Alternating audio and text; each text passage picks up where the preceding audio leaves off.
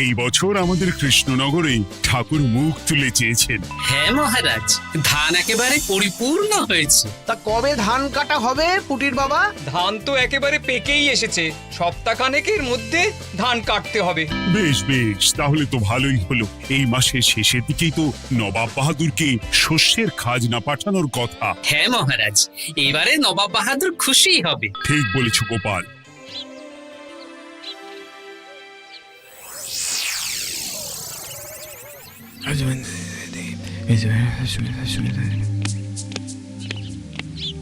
প্রণাম খাম্বাজরাজ। ওই তো কৃষ্ণনগরের মন্ত্রী চলে এসেছে।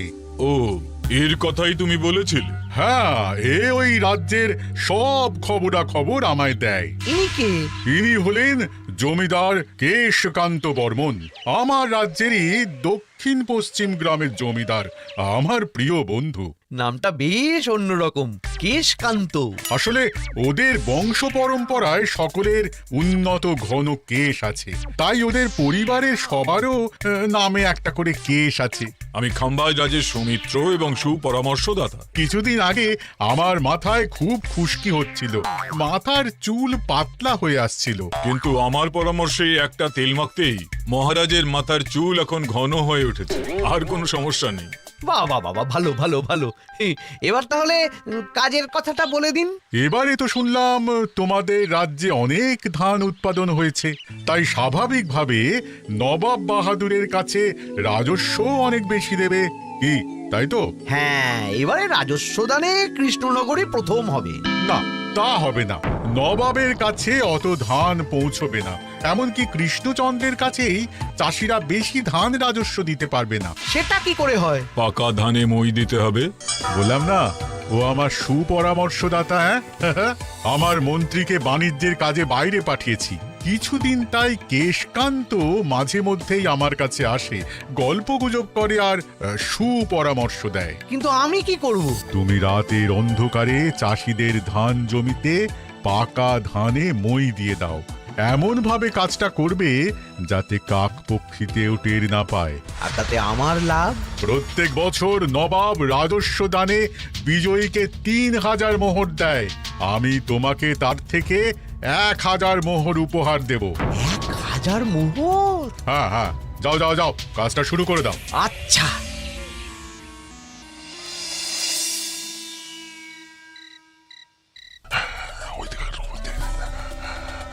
তাহলে আর দেরি কেন, মন্ত্রীমশাই কথা মতো কাজ শুরু কর। হ্যাঁ চল।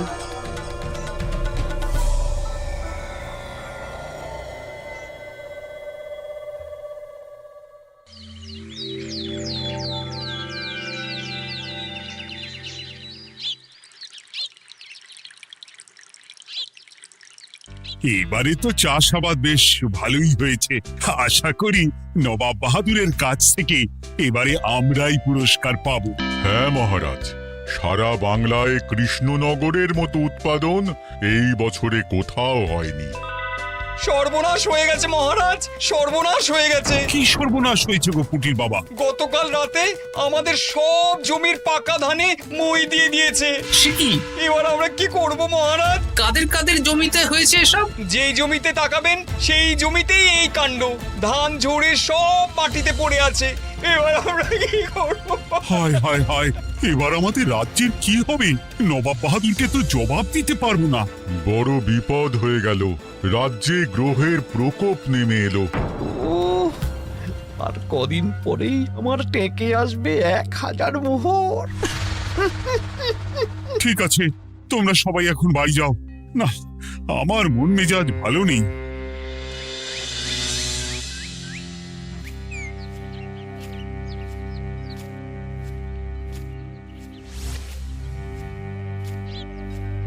ওগো, তুমি শুনেছো কি হয়েছে? পুঁটির মা হাউ হাউ করে কাঁদছিল গো। হ্যাঁ গিন্নি, পুঁটির বাবা কয়েকজন চাষি ভাইদের নিয়ে রাজসভায় এসেছিল। শুনলাম রাতারাতি কে বা কারা চাষ জমিতে পাকা ধানে মই দিয়েছে। কত বড় সর্বনাশ হয়ে গেল বলো। কি হবে গো? কি যে হবে ভগবান জানে। বলি তুমি পারলে না পুঁটিদের একটু সাহায্য করো। হ্যাঁ, আমি মনে মনে ভেবেই রেখেছি বুঝলে, এবার বেতন পেলে পুঁটিদের বাড়িতে মাসোহারার জিনিসপত্র দিয়ে আসবো। নবাব বাহাদুরের কাছে মহারাজ খাজনা কিভাবে দেবেন? সেটাই তো বুঝতে পারছি না। আপনি এত চিন্তা করবেন না। রাজবাড়ির ভাড়ার থেকে আপাতত কিছু বস্তা ধান পাঠানোর ব্যবস্থা করুন। তারপর নবাব বাহাদুরের কাছে গিয়ে বলবেন, আস্তে আস্তে সব দিয়ে দেবেন মহারাজ। তাই করতে হবে, তাছাড়া তো আর অন্য কোনো উপায় দেখতে পাচ্ছি না। কিন্তু এবারে আর আমাদের মান রক্ষা হবে না। দেখি 2-1 দিনের মধ্যেই যতটা সম্ভব ভাড়া থেকে ধান পাঠানোর ব্যবস্থা করব।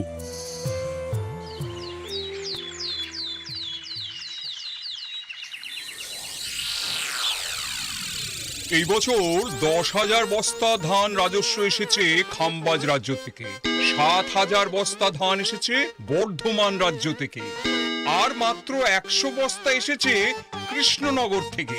তাই এই বছরের বিজয়ী রাজ্য হচ্ছে খাম্বাজ রাজ্য।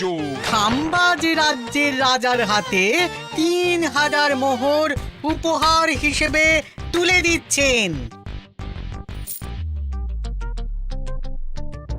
আর কৃষ্ণচন্দ্র, তোমার রাজ্যের এরকম হাল কেন? এবারে আমাদের সমস্ত রাজ্যের পাকা ধানে কেউ বা কারা মই দিয়ে দিয়েছে। সেসব তোমার মাথা ব্যথা। আমার ধান কোথায়? 100 বস্তা ধান রাজস্ব, কম করে 800 বস্তা ধান রাজস্ব দেওয়ার কথা, কিন্তু তুমি তোমার কথার খেলাপ করেছো। এই বছর আমি নিরুপায় জাহাপানা। আমিও নিরুপায়। হয় তুমি আগামী 1 সপ্তাহের মধ্যে আমাকে 5,000 মোহর দেবে, নইলে কৃষ্ণনগরের সিংহাসন থেকে সরে যাবে। এত বড় শাস্তি দেবেন না নবাব বাহাদুর। আপনি অন্তত মাস 6 সময় দিন, আবার ধান চাষ করিয়ে আপনাকে প্রাপ্য ধান দেওয়া হবে। বেশি কথা বলছো কৃষ্ণচন্দ্র। তুমি 5,000 নয়, 6,000 মোহর 1 সপ্তাহের মধ্যে দেবে। বেটা গোপাল বেশি পাকা, অত কথা বলতে কে বলেছিল? গোপাল, এটা তুমি কি করলে? হায় হায় হায়! সর্বনাশের সময় যখন ঘনিয়ে আসে তখন বিপদের ওপর বিপদ এভাবেই আসে। আমার পাওনা। আরে এখন না, তোমাকে পাঠিয়ে দেব। ওই দেখুন, খাম্বাজ রাজের সাথে কথা বলছে। এখন বেশি কথা বললে কৃষ্ণচন্দ্র আর গোপাল সন্দেহ করবে। চলুন তো দেখি ওখানে গিয়ে কি কথা বলছে। কি কথা বলছো মন্ত্রী? মন্ত্রী আমায় বিজয় অভিনন্দন জানাচ্ছিল। বিজয় অভিনন্দন তো উপহার পাওয়ার সময় জানাতে পারতেন মন্ত্রী মশাই। যাই হোক, আপনাকে তো ঠিক চিনতে পারছি না। আমার নাম কেশকান্ত, আমি খাম্বাজ রাজ্যের দক্ষিণ পশ্চিম গ্রামের জমিদার। কেশকান্ত আমার বিশেষ বন্ধু। আপনার কেশ নিয়ে বেশ ভাব দেখছি। হ্যাঁ, ওই কদিন আগে তো খাম্বাজ রাজের মাথার চুল পাতলা হয়ে আসছিল, খুশকি হচ্ছিল আর কি। তো ওনার পরামর্শে একটা তেল মেখেই তো খাম্বাজ রাজের আবার ঘন কালো চুল ফিরে এসেছে। কেশকান্ত জমিদার হতে পারে, কিন্তু ওর অর্থনৈতিক অবস্থা তাবর রাজাদের থেকে অনেক ভালো। কয়েক হাজার বিঘা জমির মালিকও, তার সাথে চুলের তেলের ব্যবসা করেও হাজার হাজার মোহর রোজগার করে। এই, এখন চুল নিয়ে চুলোচুলি না করে চলো কৃষ্ণনগরে ফিরি। এমনিতেই মন মেজাজ খারাপ, 1 সপ্তাহের মধ্যে আবার 6,000 মোহর জোগাড় করতে হবে। হ্যাঁ, চলুন চলুন।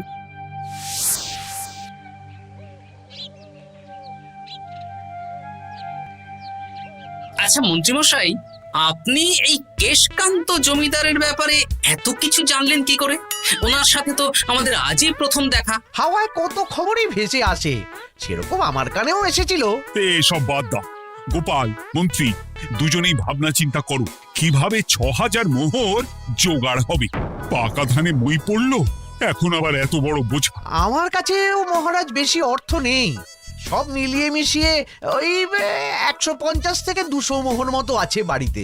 যদি বেশি থাকতো আমি আপনাকে নিশ্চয়ই সাহায্য করতাম মহারাজ। তাও করতেন কিনা সন্দেহ। তুমি চুপ করো। মন্ত্রীমশাই ওই লোকটাকে জানলো কি করে? এই লোকটাকে তো আগে দেখারই কথা না।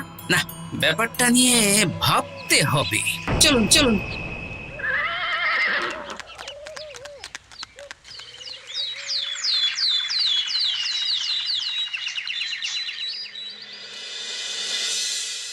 বুঝলে গিন্নি, এক সপ্তাহের মধ্যে মহারাজকে ৬,০০০ মোহর জোগাড় করতেই হবে, নইলে সিংহাসন ছাড়তে হবে। এখন কিন্তু আমাদের উচিত মহারাজের পাশে দাঁড়ানো। কিছু ভেবেছো কি? আপাতত আমার বিয়েতে পাওয়া আংটি বন্ধক রাখবো, আর তুমি যদি হ্যাঁ হ্যাঁ, আমার যে দুটো গয়নাগাটি আছে ওগুলো বন্ধক রাখো, পরে আস্তে আস্তে ছাড়িয়ে নেবক্ষণ। দেখি বাকি সভাসদদেরকেও বলবো, যে যতটা পারে, তারপর ভগবানই ভরসা।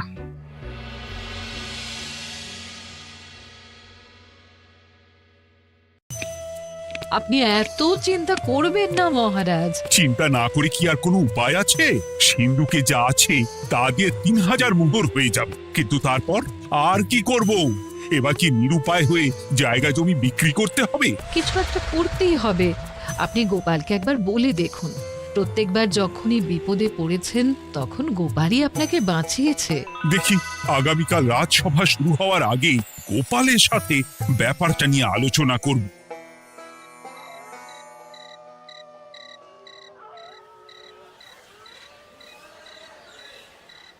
এই যে শেখরা, কি করছো? এই তো, বলুন। শোনো, আমার গিন্নির জন্য একটা হীরের হার বানাতে হবে, ওই ১,০০০ মোহরের মধ্যে।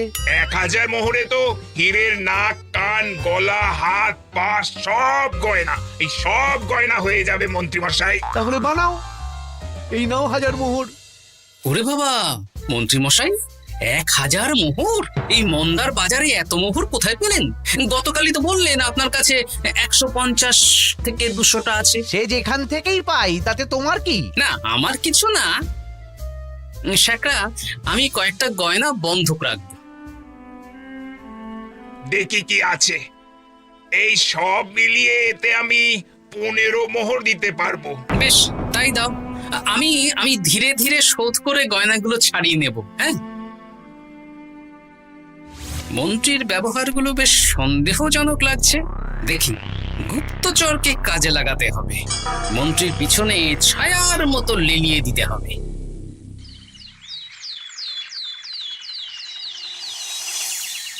মহারাজ, আমি চেষ্টা করছি আপনার এই মোহর কিভাবে জোগাড় করা যায়, আপ্রাণ চেষ্টা করছি। দেখো, বা আমি ৩,০০০ মোহর পারবো, কিন্তু তার বেশি হলে জায়গা জমি বেচতে হবে, হাতে যে বেশি দিন সময়ও নেই। আচ্ছা মহারাজ, দেখছি।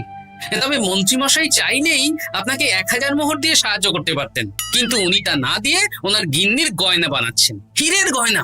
কি, মন্ত্রী তো কালকেই বলল ওর কাছে ১৫০ থেকে ২০০ মোহর আছে মাত্র।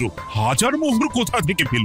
সে উনিই জানেন, তবে তার খবর খুব তাড়াতাড়ি আশা করি পেয়ে যাব মহারাজ।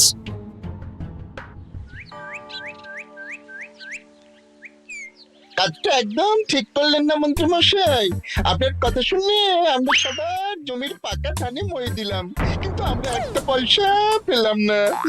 আপনি যে এই কাজ করার জন্য খাম্বাজ রাজার কাছ থেকে ওই ১,০০০ মোহর উপহার পেলেন, সেটা দিয়ে গিন্নির গয়না বানাতে দিলেন, কিন্তু আমাদের বেলায় লবডঙ্কা। আরে তোদেরকেও দেবো, একটু সবুর কর, আগে গিন্নির মাথাটা ঠান্ডা করি। না না, আমাদের এক্ষুনি চাই। আরে এক্ষুনি কি করে দেবো, আমার হাত খালি। আচ্ছা আচ্ছা, ঠিক আছে, এই নে ২ মোহর ধর, ২ ভাই ভাগ করে নি, পরে আরো দেবো। এটা কিন্তু ঠিক না।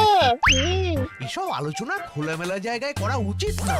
উফ, পরে তোদের সাথে কথা বলবো, এখন যেতে দে, বাজার করব, তারপর আবার রাজসভা আছে।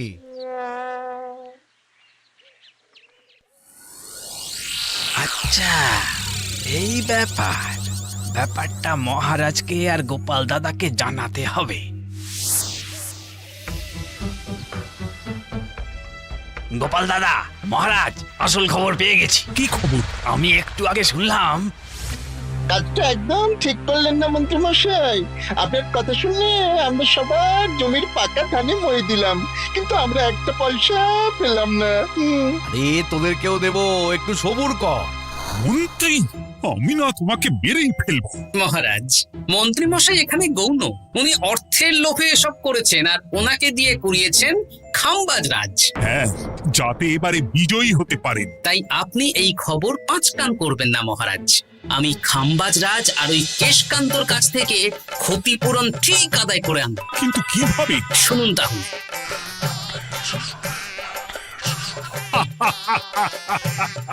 দারুণ বুদ্ধি। তাহলে এখন আসি মহারাজ, কাউকে কিচ্ছু বলার দরকার নেই।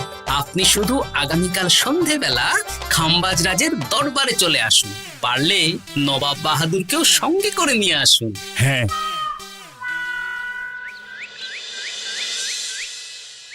প্রণাম খাম্বাজ রাজ। কে আপনি? আমি হতাশ রঞ্জন, পশ্চিমে থাকি। কি চাই বলুন? কিছু চাই না, তবে একটা কথা শুনলাম তাই বলতে এলাম। কি কথা? আমি শুনলাম মহারাজ আপনার মাথার চুলগুলো সব নকল। আমার এত সুন্দর চুল সব নকল? ফাজলামো হচ্ছে। আমি যদি প্রমাণ করে দিই আপনার চুল নকল, তাহলে কি? তাহলে আপনি আমাকে 100 মোহর দেবেন, আর প্রমাণ না করতে পারলে আমি আপনাকে 100 মোহর দেব। বেশ, দেখো, এক্ষুনি দেখো, আমারই তো 100 মোহর লাভ হবে। এখন না, এখন না, আজ সন্ধেবেলায়। বেশ বেশ, তখনই এসো। এবারে জমিদার কেশকান্তর বাড়ি যেতে হবে।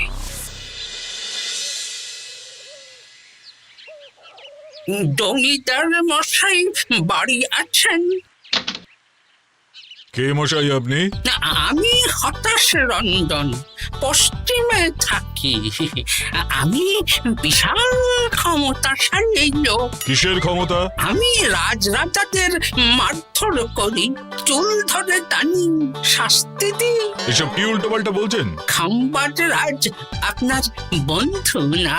হ্যাঁ, প্রিয় বন্ধু। ওনাকেও আমি আপনার সামনে চুল ধরে টানবো, কিন্তু উনি কিচ্ছু করতে পারবেন না। উনি আপনাকে শুলে চড়াবেন। কিছুই করতে পারবেন না, বললাম না আমি বিশাল ক্ষমতাশালী লোক। বিশ্বাস হচ্ছে না তো? তাহলে বাজি ধরুন, 10,000 মোহরের বাজি।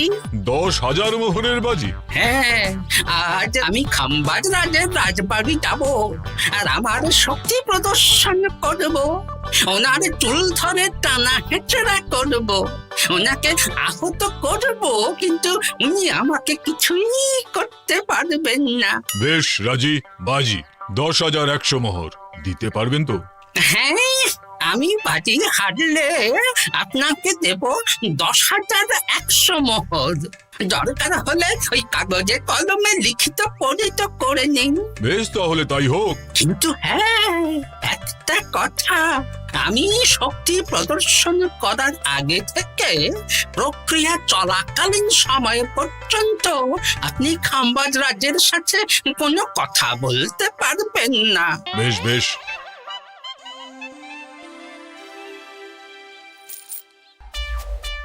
তাহলে শুরু করি।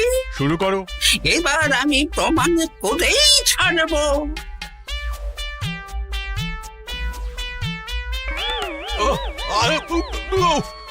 লাগছে লাগছে, বাবারে, লাগছে এই সেরেছে। লাগছে, এ তো সত্যি সত্যি চুল ধরে টানছে। লাগছে লাগছে, বাবারে, বাবা।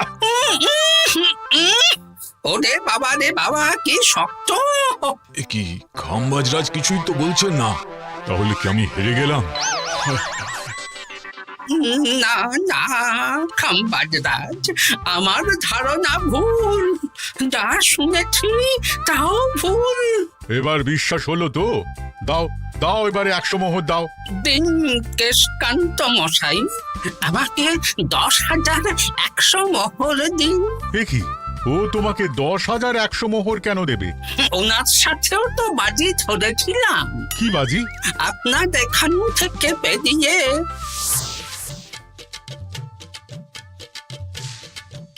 এবারে দিন তো দেখি, সব কাগজ কলমে লেখা আছে। এই নাও। হায় হায় হায় হায়। সাবাস গোপাল, সাবাস, তুমি আমার মুখ রক্ষা করেছো। গোপাল, কৃষ্ণচন্দ্র, নবাব বাহাদুর, আপনারা? হ্যাঁ, আমি গোপাল। এটা ছাড়া আর কোনো উপায় ছিল না খাম্বাজরাজ। আপনি আমাদের মন্ত্রীর মাথা খেয়ে যে জঘন্য কাজটা করিয়েছেন সেটা তো আর প্রমাণ করতে পারতাম না, তাই ছলে বলে কৌশলে আপনার প্রিয় বন্ধুর কাছ থেকে আদায় করে নিলাম।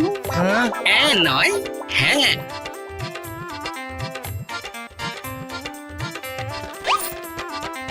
এই নিন মহারাজ। এতে কত মোহর আছে? 10,100 মোহর। এর থেকে 100 খাম্বাজরাজকে দিন, 6,000 নবাব বাহাদুরকে, আর বাকিটা আপনার কাছে রাখুন। এত ধান নষ্ট হলো। কৃষ্ণচন্দ্র আমাকে সবটা বলেছে, আর ওর মন্ত্রীকেও নিয়ে এসেছি। ধোলাই খেয়েই সব বলে দিয়েছে। এই কে আছো? কৃষ্ণনগরে মন্ত্রীকে নিয়ে এসো।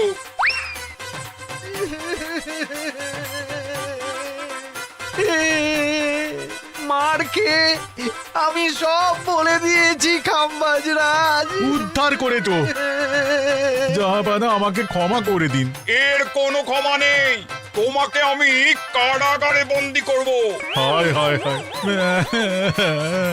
সামান্য টাকার লোভ করতে গিয়ে পুরো মাঠে মারা গেলাম।